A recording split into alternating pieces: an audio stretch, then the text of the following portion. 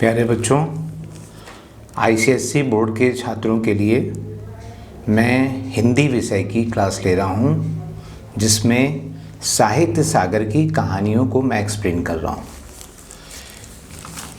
मैं ये लेसन उन बच्चों के लिए तैयार कर रहा हूँ जो किसी वजह से क्लास में नहीं पहुँच पाते और उनका क्लास छूट जाता है, तो वो इस वीडियो के द्वारा अपने इस लेसन को तैयार कर सकते हैं। इसके पहले हमने लेसन 1, लेसन 2 का वीडियो अपलोड कर दिया है और आज मैं आपको इस पार्ट का लेसन नंबर 3 महायज्ञ का पुरस्कार, जिसके लेखक यशपाल हैं, मैं इसे आज आप लोगों को पढ़ा रहा हूँ। और इस पार्ट का मैं आइडियल रीडिंग करूँगा और बीच बीच में जो इसके कठिन अंश होंगे उनको मैं एक्सप्लेन करूँगा। तो आप लोग अपने साथ एक रजिस्टर, एक पेन और एक पेंसिल रखिए। कुछ चीज़ों को आप बुक में नोट कर सकते हैं और कुछ चीज़ों को आप रजिस्टर में भी लिख सकते हैं। महायज्ञ का पुरस्कार। एक धनी सेठ थे, अत्यंत विनम्र और उदार, धर्मपरायण इतने कि कोई साधु संत उनके द्वार से निराश न लौटता। धर्मपरायण का मतलब होता है जो लोग धर्म के अनुसार चलते हैं, जो धर्म पर विश्वास करते हैं, जिनकी धर्म के प्रति आस्था है, जो ईश्वर से डरते हैं, जो ईश्वर के बनाए हुए नियम कानून को मानते हैं, उससे डरते हैं, उन्हें धर्मपरायण कहते हैं। तो धर्मपरायण इतने कि कोई साधु संत उनके द्वार से निराश न लौटता, भर पेट भोजन पाता। भंडार का द्वार सबके लिए खुला था, जो हाथ पसारे वही पाए, कोई व्यक्ति निराश नहीं जाता था। सेठ ने बहुत से यज्ञ किए थे और दान में न जाने कितना धन दीन दुखियों में बांट दिया था, पर सब दिन होत न एक समान। अकस्मात दिन फिरे और सेठ को गरीबी का मुंह देखना पड़ा। सब दिन होत न एक समान, इसका मतलब होता है कि सभी दिन एक जैसे नहीं होते। जैसे रोज़ दिन और रात होती है, वैसे ही मनुष्यों के जीवन में भी समय परिवर्तित होता है। कभी अच्छे दिन आते हैं, कभी बुरे दिन आते हैं। तो दिन रात मनुष्य के जीवन में भी होती है। तो अमीरी से उन्हें गरीबी का मुंह देखना पड़ा, और इतना देखना पड़ा कि संगी साथियों ने भी मुंह फेर लिया। मुंह फेर लेना मुहावरा है, मुंह मोड़ लेना, उनकी तरफ न देखना, ध्यान न देना, उनसे बातें न करना। और नौबत यहाँ तक आ गई कि सेठ व सेठानी भूखों मरने लगे। पैसे का इतना अभाव हो गया। उन दिनों एक प्रथा प्रचलित थी, यज्ञों के फल का क्रय विक्रय हुआ करता था। छोटा बड़ा जैसा यज्ञ होता, उसके अनुसार मूल्य मिल जाता था। जैसे लोग भौतिक चीज़ें खरीदते और बेचते हैं, वैसे ही उस समय लोग यज्ञों को भी, अन्य धर्म कर्मों को भी खरीदते बेचते थे। तो क्रय विक्रय का मतलब होता है, क्रय माने खरीदना और विक्रय माने बेचना, खरीदना बेचना। जब बहुत तंगी हुई तो एक दिन सेठानी ने कहा, न हो तो एक यज्ञ बेच ही डालो। सुनकर पहले तो सेठ बहुत दुखी हुए, पर बाद में अपनी तंगी का विचार कर एक यज्ञ बेचने के लिए तैयार हो गए। सेठ के यहाँ से 10-12 कोस की दूरी पर कुंदनपुर नाम का एक नगर था। 10-12 कोस, आपको पता है कि कोस क्या होता है? कोस एक दूरी का नाप है। जैसे आजकल दूरी को किलोमीटर में नापा जाता है, वैसे पहले माइल, यानी हिंदी में मील कहते हैं, और कोस, ये दो प्रचलन में था। और कोस से भी जो बड़ी लंबी दूरी थी उसको योजन में कहा जाता है। तो मील जो है 1 किलोमीटर से ज़्यादा लंबी होती है। तो एक कोस में लगभग 2 मील और लगभग 3 किलोमीटर होता है एक कोस में। तो यहाँ पे लिखा है 10-12 कोस। 10-12 कोस का मतलब हो गया कि 30 से 35 किलोमीटर। तो 10-12 कोस की दूरी पर कुंदनपुर नाम का एक नगर था, जिसमें एक बहुत बड़े सेठ रहते थे। लोग उन्हें धन्ना सेठ कहते थे। यह अफवाह थी कि उनकी सेठानी को कोई दैवी शक्ति प्राप्त है, जिससे वह तीनों लोगों की बात जान लेती हैं। दैवी शक्ति, ईश्वरी कृपा, कोई उन्होंने साधना की, कोई उन्होंने सिद्धि की और उनके अंदर वो शक्ति जागृत हो गई। लेकिन वो तीनों लोगों की बात जान लेती थी। 3 लोग क्या क्या हैं? एक पृथ्वी लोक और एक दूसरा ऊपर अंतरिक्ष लोक में जो स्वर्ग आदि बहुत सारे लोग हैं वो, और तीसरा नीचे पाताल लोक। धरती के अंदर, धरती और धरती के ऊपर, ये 3 लोग। वो तीनों लोगों की बात जान लेती थी और तीनों कालों की भी बात जान जाती हैं, भूत, वर्तमान, भविष्य। धन की उनके पास कोई कमी न थी। विपदग्रस्त सेठ ने उन्हीं के हाथ एक यज्ञ बेचने का विचार किया। विपदग्रस्त, विपत्ति में फंसे हुए। दूर की मंजिल थी तो सेठानी जैसे तैसे पड़ोसी से थोड़ा सा आटा मांग लाई और रास्ते के लिए 4 मोटी मोटी रोटियां बना करके पोटली में बांधकर सेठ को दे दिया। सेठ बड़े तड़के उठे और कुंदनपुर की ओर चल दिए। बहुत तड़के उठे, मतलब तड़के का मतलब अर्ली मॉर्निंग। बड़े तड़के मतलब थोड़ा और पहले। इसका मतलब कि रात्रि 3 बजे वो उठे होंगे और तैयार हो करके 4 बजे तक अपने घर से उन्होंने प्रस्थान कर दिया होगा। गर्मी के दिन थे। सेठ ने सोचा कि सूरज निकले जब तक जितना रास्ता पार कर लूँ उतना ही अच्छा है। यह सोचकर वह खूब तेज चले, लेकिन आधा रास्ता पार करते करते धूप में इतनी तेजी आ गई कि चलने में कष्ट होने लगा। पसीने से उनकी सारी देह लथपथ हो गई और भूख भी सताने लगी। सामने वृक्षों का एक कुंज और कुआं देखकर सेठ ने विचार किया, यहाँ थोड़ी देर रुककर भोजन और विश्राम कर लेना चाहिए। कुंज किसको कहते हैं? वृक्ष लताओं से घिरा हुआ छायादार कोई स्थान, इसको कुंज कहते हैं। यह सोच वे उस कुंज की ओर बढ़े। पोटली से लोटा डोर निकालकर पानी खींचा और हाथ पैर धोए।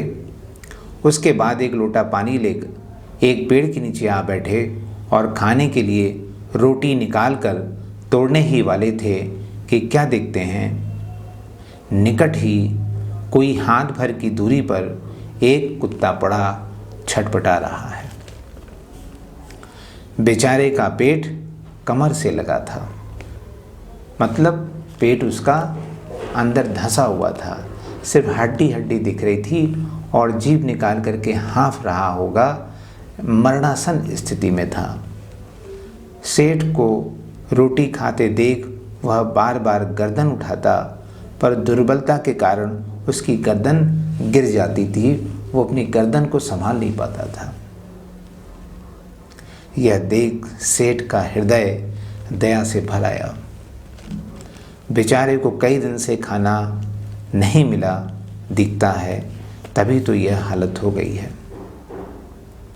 जंगल में रहने वाले बहुत से जीवों की कभी कभी ऐसी हालत हो जाती है, जैसा कि लॉकडाउन में भी जानवरों के साथ और बहुत से इंसानों के साथ भी ऐसा हुआ।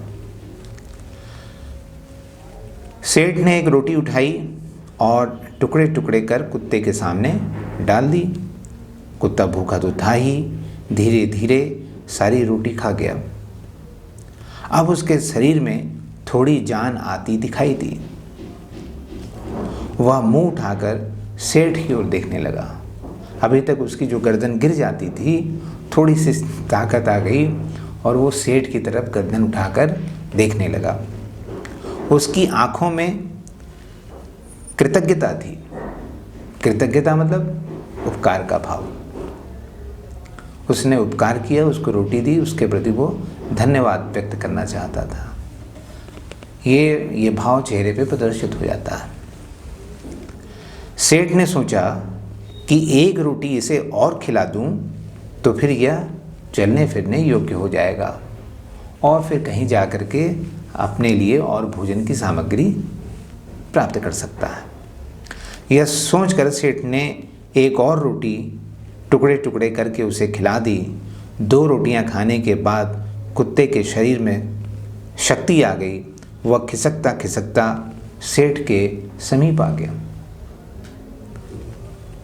1 रोटी खाने के बाद तो उसने गर्दन उठाई थी, 2 रोटी खा ली तो उसके शरीर में इतनी शक्ति आ गई कि वह खिसकता खिसकता सेठ के पास आ गया। सेठ ने देखा कि अभी भी वह अच्छी तरह चल नहीं पा रहा है, आसपास कोई बस्ती भी नहीं दिखाई दे रही है। सेठ ने सोचा 1 रोटी इसे और दे दूं तो फिर यह अच्छी तरह चल फिर सकेगा। मेरा क्या है, जैसे 2 खाई वैसे 1। थोड़ी दूर में कुंदनपुर है और मैं वहाँ पहुँच ही जाऊँगा। सेठ ने तीसरी रोटी उठाई और कुत्ते को खिला दी। अब 1 रोटी बची। सेठ ने सोचा मैं 1 रोटी खा करके ही आज काम चला लूँगा। उसे लेकर वे स्वयं खाने वाले ही थे कि सेठ ने देखा कुत्ते की आंखें अब भी उनकी ओर जमी हैं। अभी भी कुत्ता सेठ की दी हुई रोटी की तरफ देख रहा है और भी उसके अंदर रोटी की चाह है, कामना है, इच्छा है, अभिलाषा है कि 1 रोटी और मिल जाए। उन आँखों में करुण याचना है। याचना भीख मांगना, चाहना कि हमें मिल जाए। यह याचना मांगना और प्रार्थना है जिसे शब्दों द्वारा भी और बॉडी लैंग्वेज के द्वारा भी व्यक्त किया जा सकता है। सहसा सेठ के मुंह से निकला, हाय बेचारा न जाने कितने दिनों से भूखा है। उनके मन में आया मेरा काम तो पानी से भी चल सकता है। इस बेचारे मूक और बेबस जीव को 1 रोटी और मिल जाए तो फिर निश्चय ही इसमें इतनी ताकत आ जाएगी कि यह किसी बस्ती तक पहुंच सकेगा। मूक जो बोल नहीं सकता उसे मूक कहते हैं। सेठ ने अधिक सोच विचार नहीं किया और वह अंतिम रोटी भी कुत्ते को खिला दी। स्वयं 1 लोटा जल पीकर तथा थोड़ा विश्राम करके अपना रास्ता पकड़ा। दिया जले सेठ कुंदनपुर पहुँचे। सेठ हवेली पर पहुँचे तो धन्ना सेठ ने उठकर उनका स्वागत किया। पूछा, कहो सेठ कैसे आना हुआ? सेठ ने कहा, संकट में हूँ और एक यज्ञ आपके हाथ बेचने आया हूँ। इतने में धन्ना सेठ की पत्नी ने आकर सेठ को प्रणाम किया और बोली, सेठ जी यज्ञ खरीदने के लिए तो हम तैयार हैं, आपको अपना महायज्ञ बेचना होगा। महायज्ञ? सेठ ने आश्चर्य से कहा, महायज्ञ? हाँ हाँ, वही जो आपने किया। सेठ बड़े आश्चर्य में पड़े, महायज्ञ? और आज? वे समझे कि उनका मजाक उड़ाया जा रहा है। विनम्र भाव से बोले, आप आज ही कहती हैं? मैंने तो बरसों से कोई यज्ञ नहीं किया है। मेरी स्थिति ही ऐसी नहीं है कि मैं कोई यज्ञ कर सकूं। धन्ना सेठ की पत्नी ने गंभीर भाव से कहा, नहीं सेठ, आज आपने बहुत बड़ा यज्ञ किया है। उसे बेचोगे तो हम खरीद लेंगे, नहीं तो नहीं। सेठ विस्मित विमूढ़ हो गए। विस्मित विमूढ़ मतलब हैरान, चकित, परेशान, अचंभित। उन्हें निश्चय हो गया कि इन लोगों को यज्ञ खरीदना है नहीं, इसलिए ऐसी बातें कर रहे हैं। सेठानी ने कहा, क्या सोचते हो सेठ, बोलो, राजी हो? सेठ ने खिन्न होकर कहा, सेठानी जी, हंसी छोड़िए, काम की बातें कीजिए। बरसों से मैंने कोई यज्ञ नहीं किया है और आप आज की कहती हैं। तब सेठानी ने समझाया कि आज रास्ते में स्वयं न खाकर 4 रोटियां आपने भूखे कुत्ते को खिला दी थीं। यह महायज्ञ नहीं तो और क्या है। यज्ञ कमाने की इच्छा से धन दौलत लुटाकर किया गया यज्ञ सच्चा यज्ञ नहीं होता। निस्वार्थ भाव से किया गया कर्म ही सच्चा यज्ञ और महायज्ञ है। बताइए, क्या आप इसे बेचने के लिए तैयार हैं? सेठ मानो आसमान से गिर पड़े। भूखे को अन्न देना भी सभी का कर्तव्य है, उसमें यज्ञ जैसी क्या बात है? क्या विचार है सेठ जी, यज्ञ बेचना है कि नहीं? सेठानी ने फिर पूछा। सेठ ने कोई उत्तर नहीं दिया, चुपचाप पुटली उठाई और हवेली से बाहर चले आए। उन्हें मानवोचित कर्तव्य का मूल्य लेना अच्छा नहीं लगा। कुंदनपुर की धर्मशाला के चबूतरे पर भूखे पेट जैसे तैसे रात बिताकर पौ फटे वहाँ से चलकर, पौ फटे सूर्योदय होने की बेला, जब सूर्य उदय होता है उसको पौ फटना कहते हैं, वहाँ से चलकर अगले दिन शाम को सेठ अपने घर आ पहुँचे। सेठानी बड़ी बड़ी आशाएं लगाए बैठी थीं। सेठ को खाली हाथ वापस आया देखकर आशंका से कांप उठी। बोली, क्यों, धन्ना सेठ नहीं मिले? घर में नहीं थे क्या? सेठ ने आद्योपांत सारी कथा सुनाई। सुनकर सेठानी की सारी वेदना जाने कहाँ विलीन हो गई। हृदय उल्लसित हो उठा। विपत्ति में भी सेठ ने धर्म नहीं छोड़ा। धन्य है मेरे पति। दूसरी कोई पत्नी होती तो और दुखी हो जाती, उसका कलेजा बैठ जाता कि मेरे पति जिस कार्य से गए थे, जिस उद्देश्य से गए थे, वो पूरा नहीं हुआ, खाली हाथ वापस आ गए। लेकिन जैसे सेठ जी धर्मपरायण थे, वैसी उनकी पत्नी भी थी। उन्होंने कहा, धन्य है मेरे पति। सेठ के चरणों की रज मस्तक पर लगाते हुए बोली, धीरज रखें, भगवान सब भला करेंगे। उन्होंने प्रसन्न होकर के, खुश होकर के, गर्व का अनुभव करते हुए अपने पति के चरणों की धूल उन्होंने अपने मस्तक पर लगाई और ईश्वर पे भरोसा जताया कि भगवान सब भला करेंगे। रात का अंधकार फैलता जा रहा था। सेठानी उठकर दिया जलाने के लिए दालान में आई तो रास्ते में किसी चीज़ की ठोकर लगी।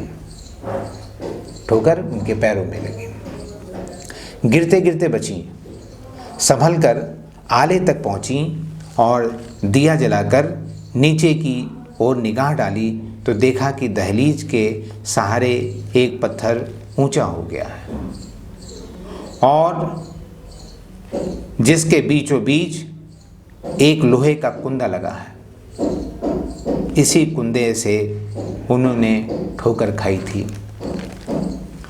शाम तक तो वहाँ पत्थर बिल्कुल उठा भी नहीं था। अब यह अकस्मात कैसे उठ गया? सेठानी भौचक्की सी हो गई। फिर सेठ को बुलाकर बोली, देखो तो यह पत्थर यहाँ कैसे उठाया? सेठ भी अचरज में पड़ गए। दिए की टिमटिमाती रोशनी में उन्होंने ध्यानपूर्वक देखा तो पता चला यह तो किसी चीज़ का ढकना है। आखिर यह माजरा क्या है? सेठ ने कुंदे को पकड़कर खींचा तो पत्थर उठाया और अंदर जाने के लिए सीढ़ियाँ निकल आईं। सेठ और सेठानी ने मिलकर इतनी कठिन परीक्षा दी थी, उस परीक्षा में वो दोनों पास हो गए, उत्तीर्ण हो गए। सिर्फ पास और उत्तीर्ण नहीं हुए, फर्स्ट आए। अपनी परीक्षा में फर्स्ट आए? नहीं, फर्स्ट भी नहीं आए, टॉप किया। कभी कभी कोई ऐसा भक्त टॉप करता है। सावधानी से सेठ और सेठानी दिया हाथ में लेकर नीचे उतरे। कुछ सीढ़ियां उतरते ही इतना प्रकाश सामने आया कि उनकी आंखें चौंधियाने लगीं। सेठ ने देखा वह एक विशाल तहखाना है। जमीन के नीचे जो स्थान किसी चीज़ को छिपा के रखने के लिए बनाई जाती है उसे तहखाना कहते हैं। और जवाहरातों से जगमगा रहा है। देव की इस माया का रहस्य उनकी समझ में नहीं आया। दोनों निस्तब्ध खड़े रहे। तभी अदृश्य पर स्पष्ट स्वर में उन्हें सुनाई दिया।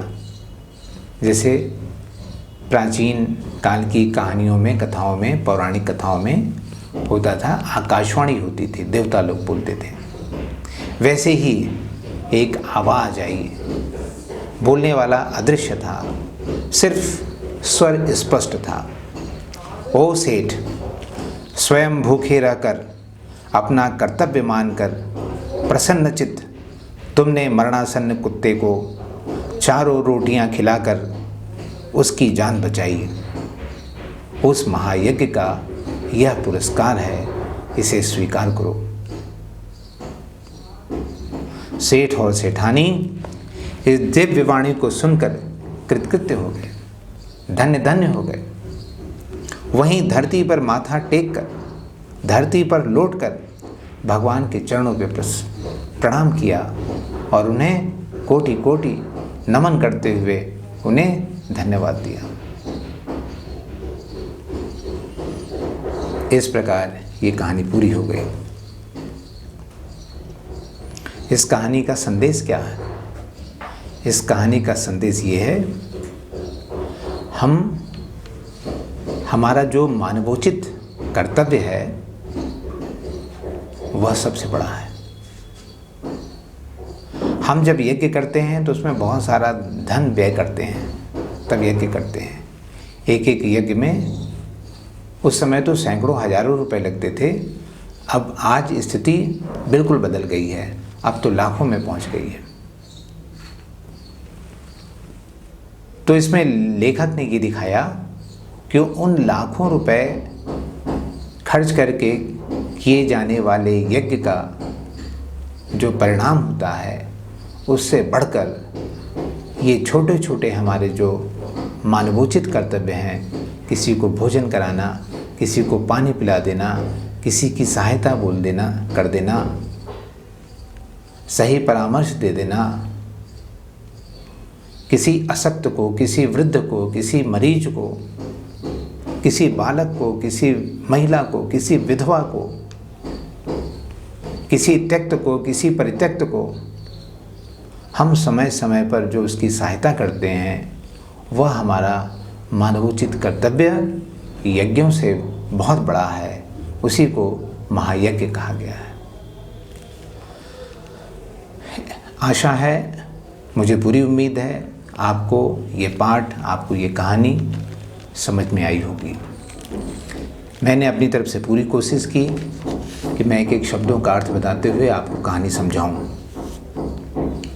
और इस लेसन को और अच्छे से तैयार करने के लिए आप बाज़ार से अभ्यास पुस्तिका इसकी खरीद सकते हैं, कोई वर्कबुक, कोई आप और ऐसी बुक ले सकते हैं जिसमें बहुत सारी एक्सरसाइजेस दी हुई हों। आप उनका अध्ययन करें, उनको पढ़ें, उनको सॉल्व करें। और अगर आपके पास नहीं है या आप नहीं ले पाएँ या नहीं ले सकते हैं तो आप इनके प्रमुख पैराग्राफ से सेल्फ मेड क्वेश्चन बनाइए और उन क्वेश्चन का उत्तर लिखिए। उत्तर आपका सही है कि नहीं सही है, इसके लिए आप अपने विद्यालय के शिक्षक से संपर्क करें, उनको दिखाएं। आप आग्रह करें, वो उसको ज़रूर देखेंगे। और किसी व्यस्तता की वजह से अगर नहीं देख पा रहे हैं तो आप अपने मित्रों के बीच में ही उसको डिस्कस करें, तो आपकी जो गलतियां होंगी वो पकड़ में आ जाएंगी, सामने आ जाएंगी और आप उसको ठीक कर सकेंगे। इसी के साथ ये लेसन यहीं पे मैं समाप्त करता हूँ और मेरा वीडियो बराबर आपके सामने आता रहेगा। मैं 1 बाय 1 एक लेसन रोज़ बना रहा हूँ और आपके लिए इसे YouTube पे डाल रहा हूँ। जब ये पूरा हो जाएगा तो मैं फिर कविताओं का भी डालूँगा।